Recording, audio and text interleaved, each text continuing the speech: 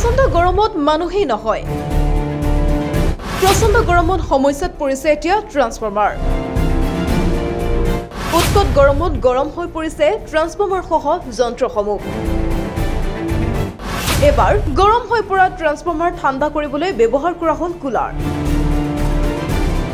এতিয়ালৈকে আপুনি নিশ্চয় শুনিছে যে গৰমত মানুহে শীতল বতাহৰ দ্বাৰা শৰীৰ ঠাণ্ডা কৰি ৰাখে।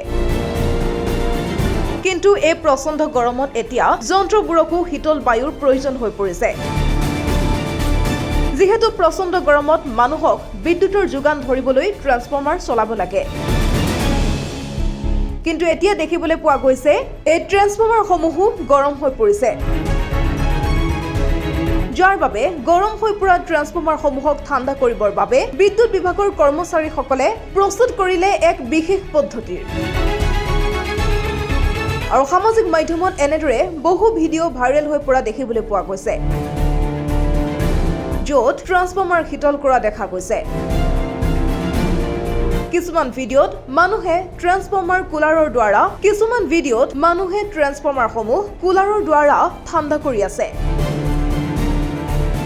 আন কিছুমানত আকৌ দেখিবলৈ পোৱা গৈছে ট্ৰান্সফৰ্মাৰত পানী ঢালি ট্ৰান্সফৰ্মাৰ ঠাণ্ডা কৰাৰ চেষ্টা কৰিছে লোকসকলে। আৰু এনেদৰে দেখিবলৈ পোৱা গৈছে প্ৰচণ্ড গৰমে মানুহকেই নহয় সমস্যাত পেলাইছে এতিয়া যন্ত্ৰসমূহকো।